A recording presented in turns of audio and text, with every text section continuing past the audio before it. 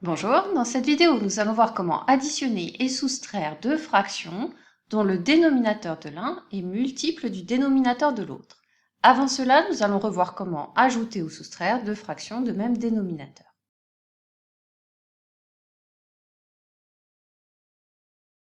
Si je veux ajouter par exemple 2 quarts plus 1 quart, pour représenter la fraction 2 quarts, je choisis une unité que je découpe en 4 parts égales et je prends 2 de ces parts.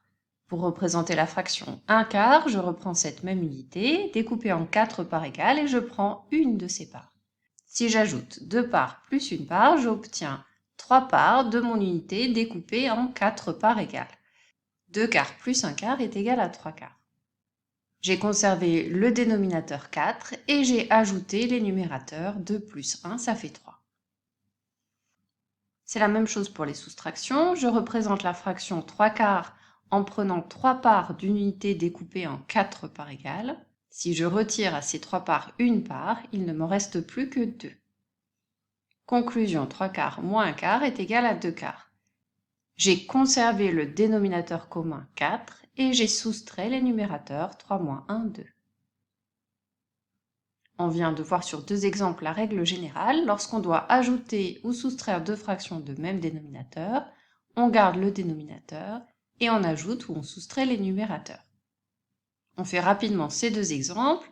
Si je dois ajouter 4 septièmes plus 2 septièmes, le dénominateur commun 7, je le conserve et j'ajoute les numérateurs 4 plus 2, 6.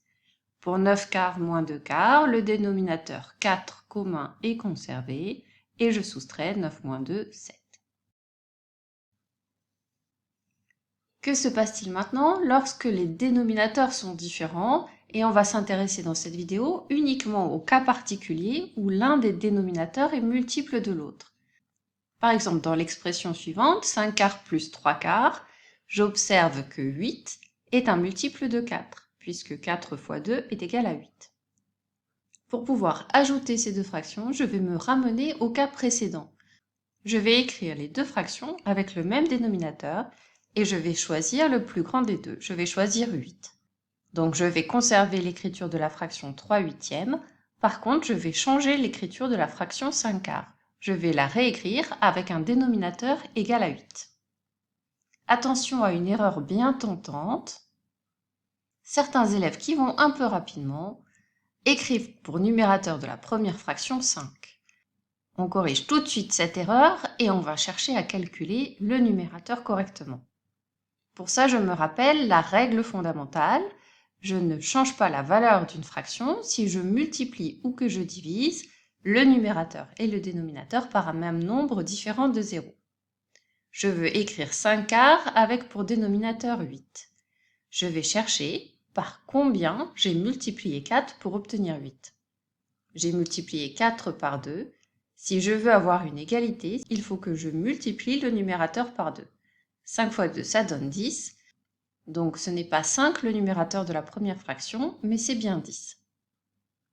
J'ai maintenant deux fractions qui ont le même dénominateur. Je garde ce dénominateur et j'ajoute les numérateurs 10 plus 3, 13.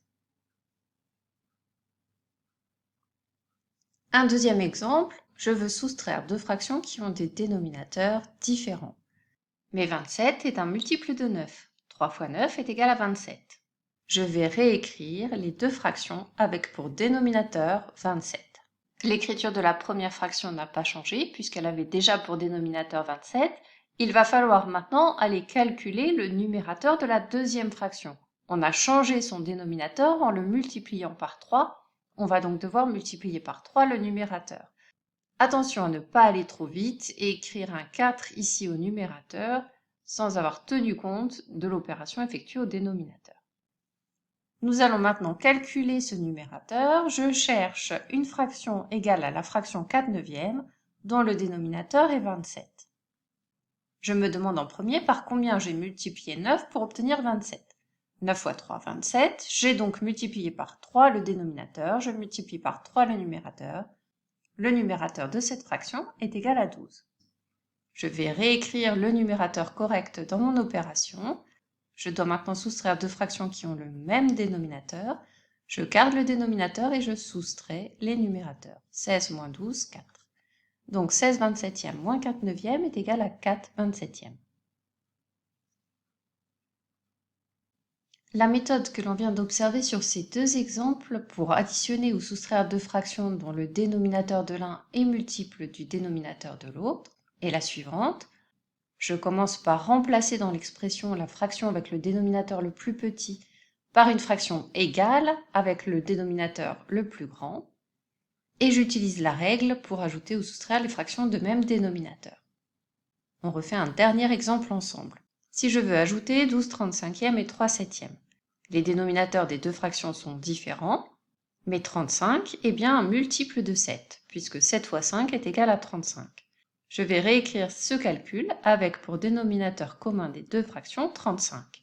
Il me faut maintenant calculer le numérateur de la fraction dont l'écriture a été modifiée. Je vais réécrire 3 septièmes sous la forme d'une fraction dont le dénominateur est égal à 35. Pour ça, je cherche par combien j'ai multiplié 7 pour obtenir 35. C'est 7 fois 5 qui donne 35. Puisque j'ai multiplié le dénominateur de la fraction par 5, pour conserver l'égalité, je multiplie par le même nombre le numérateur de la fraction. 3 fois 5, c'est égal à 15. Donc une autre écriture de 3 septièmes, c'est 15 35e. J'ajoute maintenant deux fractions qui ont le même dénominateur, je garde le dénominateur et j'ajoute les numérateurs 12 plus 15, 27. Ce cours est maintenant terminé, entraîne-toi sur des exercices et on se retrouve bientôt pour une prochaine vidéo.